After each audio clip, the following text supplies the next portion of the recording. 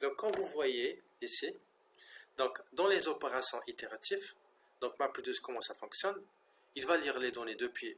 Donc, supposons on travaille dans Camille. Camille, c'est plusieurs itérations. Dans le code, on a vu qu'on fait plusieurs itérations, par exemple 100, 200, ainsi de suite. Donc, supposons qu'on va lire les données d'un clustering depuis le disque la première fois. On fait le calcul de la première itération, on calcule, on met les centroïdes et on calcule la position entre chaque point et chaque centroïde, ou bien le centroïde le plus proche. Et une fois on a fait ce calcul, on doit le mettre quelque part. On doit le mettre sur le disque dur.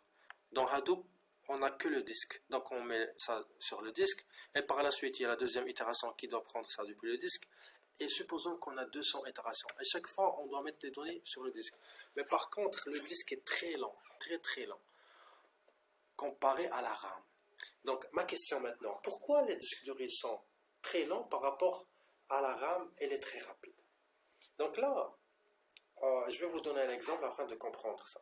Parce que Spark, quand on va voir tout à l'heure, il est basé sur la RAM. C'est pour ça Spark il est rapide par rapport à Apache Hadoop. Prenons, si je vous donne un fichier très lourd et je vous donne de l'ouvrir, un fichier par exemple de 200 mégas, vous allez pouvoir ouvrir ce fichier. Peut-être ça va prendre 5 secondes, plus, je dirais 10 secondes pour s'ouvrir la première fois.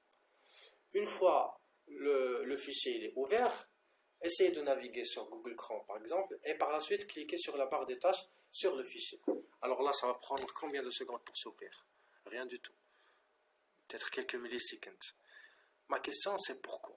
Pourquoi la première fois, quand on a ouvert le fichier, la première fois ça a pris 10 secondes, mais la deuxième fois c'était trop rapide, parce que le fichier était déjà ouvert bien sûr. Donc parce que la première fois, on va lire le fichier depuis le disque dur. Et le disque dur c'est très lent. C'est comme les anciennes cassettes de vidéo. Pour trouver une séquence, il faut faire le forward, le backward pour trouver une séquence. Donc il faut parcourir tous les éléments qui précèdent ce qu'on veut chercher.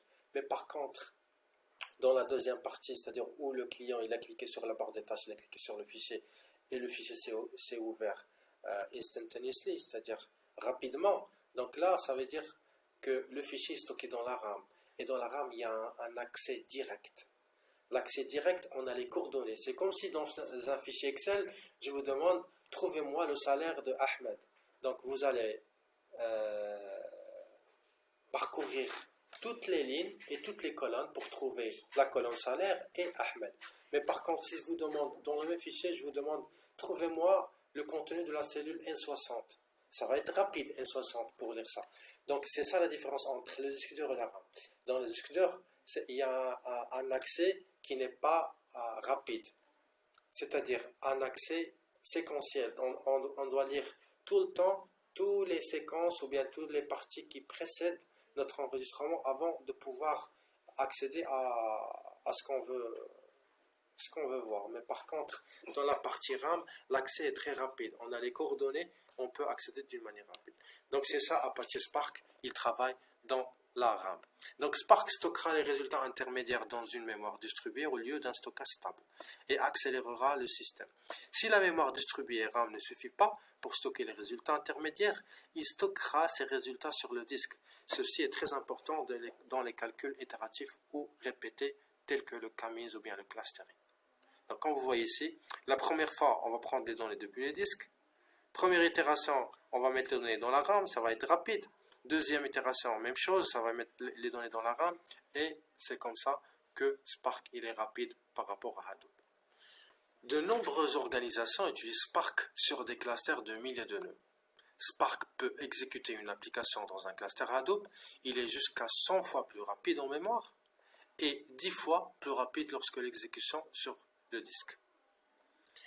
Cela est possible en réduisant le nombre d'opérations de lecture-écriture sur le disque. Il stocke les données de traitement intermédiaire en mémoire.